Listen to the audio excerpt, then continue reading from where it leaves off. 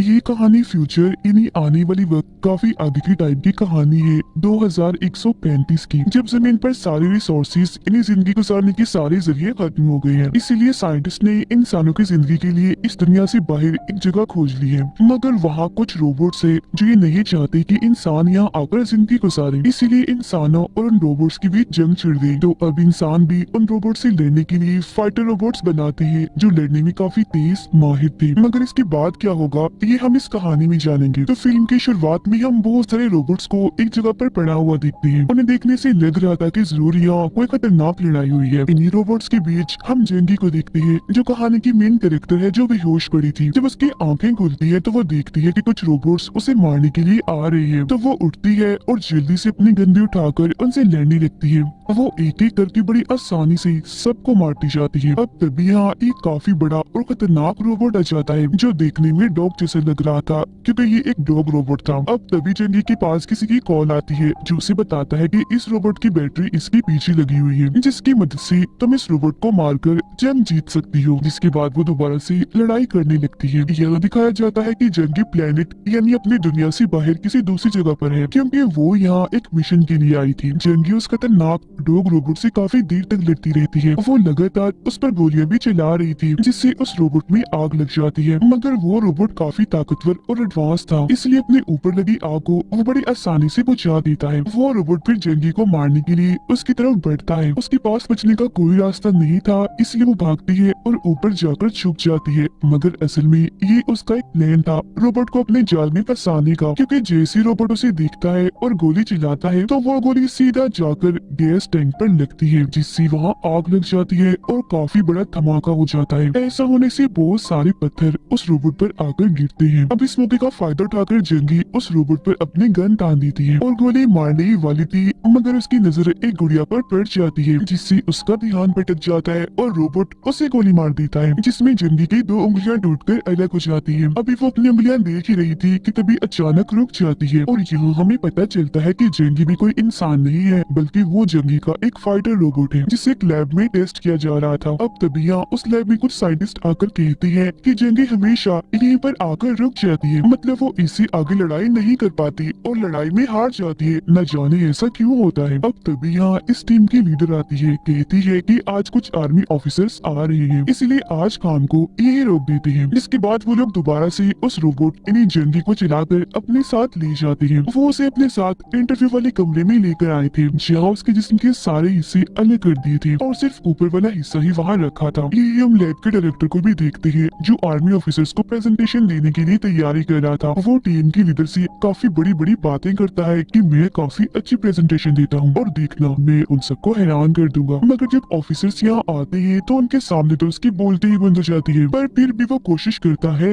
अच्छी प्रेजेंटेशन देने की, जिसमें वो कहता है कि इस साल 2135 में जमीन पर जिंदगी गुजारने के सारे जरिए खत्म हो गए हैं, तो इसलिए यहाँ पर जिंदगी गुजारना नामुमकिन है। तो इन हालात को देखते हुए साइंटिस्ट ने इंसानों के रहने के लिए जमीन से बाहर आसमान में जगह बनाई थी, पर वहाँ पर कुछ रोबोट्स थे जो वहीं पर रहती थी। वो बगावत पर उतर आए क्योंकि वो नहीं चाहते थे कि इंसान यहाँ पर आकर रहे और यहाँ के रिसोर्सेज को खत्म कर दे। तो इस वजह से इंसानों और रोबोट्स के बीच एक वार छिड़ गई, यानी एक खतरनाक जंग, और इस जंग का नाम है एड्रियन वॉर। अब उन रोबोट से लड़ने के लिए ये लैब फाइटर रोबोट बनाने में लग गई। अब यहाँ ये भी बताया जाता है कि ये जंग अब से नहीं बल्कि कई साल पहले से छिड़ी हुई है, और इस एड्रियन वॉर में कोरिया की तरफ से जेंगी एक काफी अच्छी फाइटर थी। वो बहुत बहादुर थी, उसने कई सारी लड़ाइयाँ भी जीती थी, मगर एक लड़ाई में वो काफी जख्मी हो गई थी, इतने के कोमा में चली जाती है। जिसके बाद अब लैब ने उसके दिमाग का सारा डेटा निकाल कर बिल्कुल उसकी जैसा ही एक फाइटर रोबोट बनाया, जिसे हमने शुरुआत में देख ही लिया है, और इस प्रोजेक्ट का नाम जेंगी प्रोजेक्ट ही रखा गया। अब तभी आर्मी ऑफिसर ने बताती है कि अगर जेंगी अपना आखिरी मिशन पूरा कर लेती, मतलब कि कोमा में जाने से पहले ही वाला, तो ये एड्रियन वॉर कई साल पहले ही खत्म हो जाती। मगर क्योंकि वार खत्म नहीं हुई तो तब से आज तक वो ऐसे ही चली आ रही है। आगे वो ये भी कहती है कि जेंगी रोबोट से लड़ाई अभी कैसे कर सकती है, क्योंकि वो तो अपने टेस्ट से ही बाहर नहीं आ पा रही है। असल में उसका टेस्ट कुछ यूँ था कि उसे प्रैक्टिस करवाने के लिए सारा माहौल वैसा ही बनाकर दिया जाता है जैसा एक जंग में होता है, मगर वो उसे भी पास नहीं कर पाती।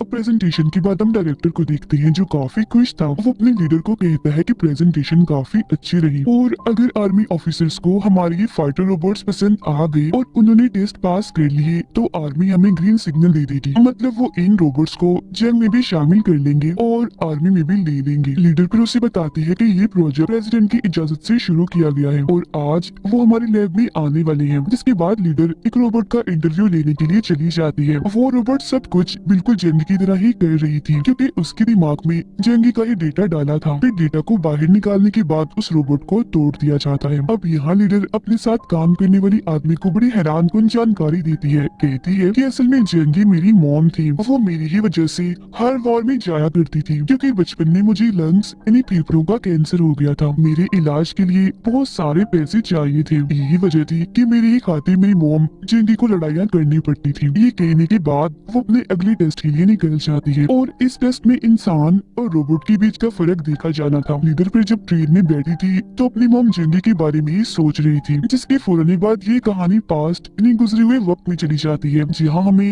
लीडर के बचपन का सीन दिखाया जाता है जब उसका ऑपरेशन होने वाला था, जबकि उसकी मॉम जंगी एक मिशन पर जाने वाली थी। वो अपनी बेटी को काफी अच्छे से खुशी से अलविदा कहती है और ये भी कि मैं जंग से आते ही तुमसे मिलूंगी मेरी जान, अपना ख्याल रखना। अब कहानी दोबारा से मौजूदा वक्त में आ जाती है जहाँ लीडर डॉक्टर के पास गई थी। डॉक्टर उसे बताता है कि हमने बचपन में तुम्हारे लंग्स का ऑपरेशन तो कर दिया था मगर उसके बावजूद भी तुम्हारा कैंसर बढ़ता ही जा रहा है। मुझे दुख के साथ कहना पड़ रहा है कि तुम मरने वाली हो, तुम्हारे पास बस 2 महीने का वक्त है। तो मैं तुम्हें मशवरा दूंगा कि तुम अपने दिमाग का डेटा किसी दूसरे जिस्म में डलवा लो। जिसके बाद डॉक्टर उसे ऐसा करने की 3 ऑप्शन देता है। पहला ये कि उसे इंसानों के सारे राइट्स हकूक मिलेंगे, दूसरा कि उसे सारे हकूक तो मिलेंगे मगर कुछ काम ऐसे हैं जो उसे नहीं करने, और वो है शादी करना, घूमना फिरना वगैरह, और तीसरा बिल्कुल फ्री आजाद है, मतलब वो इस ऑप्शन को लेकर अपना डेटा किसी कंपनी को भी दे सकती है मगर इसमें उसे इंसान नहीं समझा जाएगा। उसके डेटा को इस्तेमाल करने में कोई पाबंदी नहीं लगाई जाएगी, गवर्नमेंट भी इस डेटा को इस्तेमाल कर सकती है, बदले में ऐसे इंसान को पैसे भी दिए जाएंगे। अब जब लीडर वहाँ से चली जाती है तो हमें पता चलता है कि वो डॉक्टर भी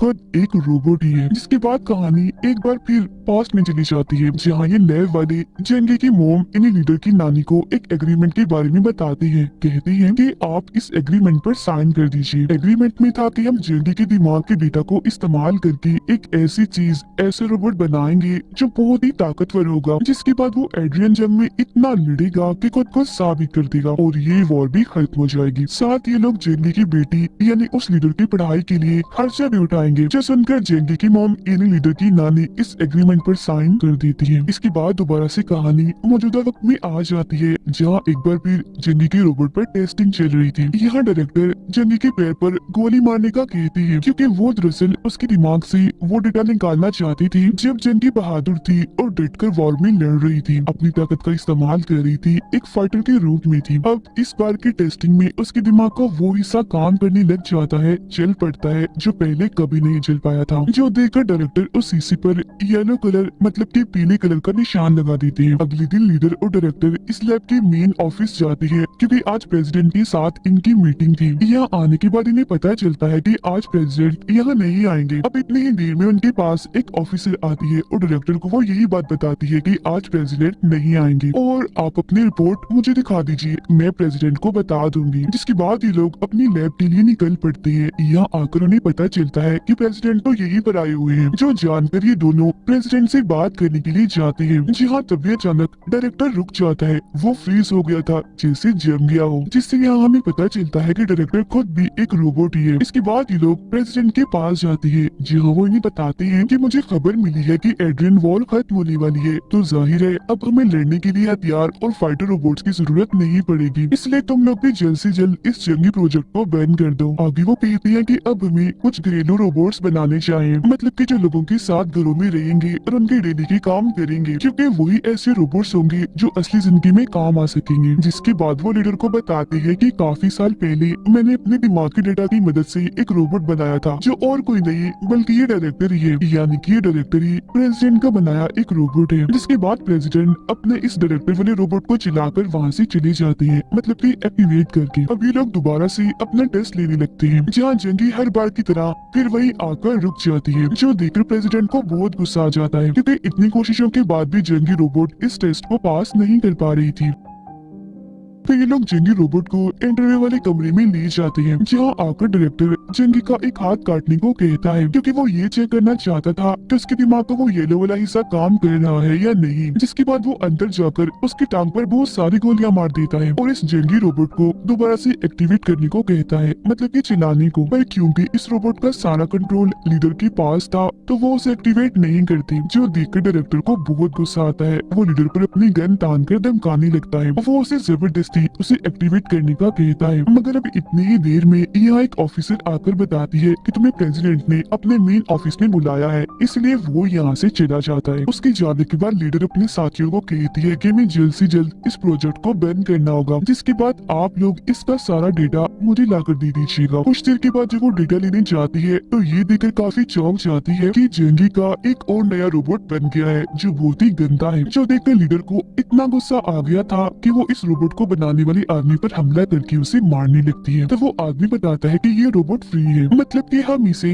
किसी को भी बेच सकते हैं, क्योंकि कंपनी ने इसके लिए तीसरे ऑप्शन को चुना है, मतलब कि वो इसको किसी को भी दे सकते हैं। जो सुनकर लीडर उसे छोड़कर वहाँ से चली जाती है और एक बार फिर इंटरव्यू वाले कमरे में आती है और जंगी के रोबोट से बात करने की कोशिश करती है। जी हाँ, उसका वो येलो वाला हिस्सा फिर से एक्टिवेट हो जाता है, जो दरअसल तभी एक्टिवेट हुआ करता था जब जंगी की पुरानी याददाश्त जिंदगी से जुड़ी कोई बात होती थी। जी हाँ, तभी जंगी का रोबोट बात करने लगता है, कहता है कि आज मेरी बेटी का ऑपरेशन था, तब मेरी बेटी ने मुझे एक छोटी सी गुड़िया तोहफे में दी थी यादगार के तौर पर, मगर वो मुझसे कहीं खो गई और मैं उसे लेकर बहुत परेशान हूँ। जो सुनकर लीडर इतना दुखी हो जाती है कि वो रोने लगती है, क्योंकि जंगी रोबोट को ये बात पता नहीं थी कि वो अपने जिस बेटी की बात कर रही है वो तो उसके सामने ही खड़ी है। अब अगले दिन उनकी टेस्टिंग का आखिरी दिन था, मगर टेस्टिंग से पहले लीडर जंगी की सारी पुरानी यादें मिटा देती है, साथ ही जो येलो हिस्सा था वो उसे भी काफी हद तक कम कर देती है। जिसके बाद टेस्टिंग शुरू हो जाती है, बिल्कुल वैसे ही जैसे हमेशा शुरू होती है। जहाँ हमेशा की तरह जंगी एक बार फिर वही आकर रुक जाती है, मगर डायरेक्टर को यहाँ थोड़ा शक होता है, इसलिए वो रिकॉर्डिंग को दोबारा आकर देखता है, जिसमें उसे पता चलता है कि जंगी को गोली नहीं लगी, मगर फिर भी वो मरने की एक्टिंग कर रही है। जो देखकर डायरेक्टर जल्दी से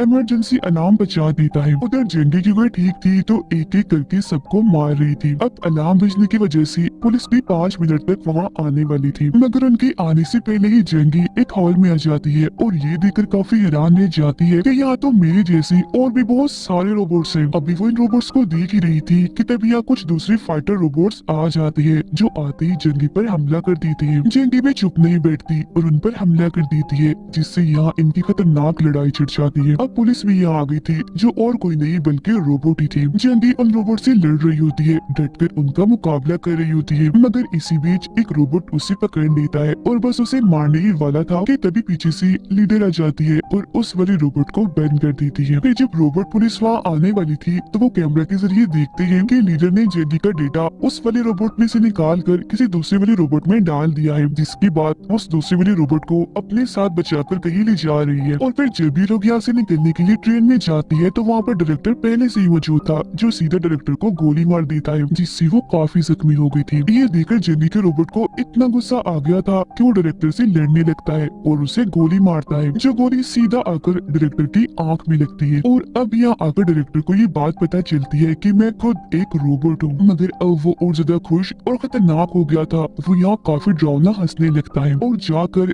जंगी के रोबोट पर हमला कर देता है और अब यहाँ उन दोनों के बीच खतरनाक लड़ाई होने लगती है। इसी बीच पर रोबोट पुलिस भी यहाँ आ जाती है, जहाँ जंगी अकेली ही उनसे लड़ती है और डट कर उनका मुकाबला करती है। इस लड़ाई में ट्रेन का एक हिस्सा खराब हो जाता है, जिस जगह से ट्रेन अलग अलग हो जाती है, जो उसे डायरेक्टर और जंगी नीचे गिरने लगते हैं, मगर बिल्कुल ठीक वक्त पर लीडर जंगी को ऊपर खींच लेती है और डायरेक्टर नीचे गिर जाता है। जिसके बाद लीडर जंगी से कहती है कि बाकी लोग यहाँ पर कभी भी आते होंगे जो तुम्हें दोबारा पकड़ लेंगे, इसलिए तुम्हें यहाँ से जाना होगा और अब से तुम अपनी जिंदगी आजाद अपने हिसाब से जियो। जिसके बाद दोनों माँ बेटी आखिरी बार गले मिलकर एक दूसरे को अलविदा कहते हैं और जंगी यहाँ से भाग जाती है। वो पूरी तरह से आजाद थी, बार बार उस टेस्टिंग से भी, लैब से भी और एग्रीमेंट से भी। वो ऐसी आजाद और सुकून जिंदगी पाकर बहुत खुश थी और इसी के साथ ये फिल्म इधर ही खत्म हो जाती है।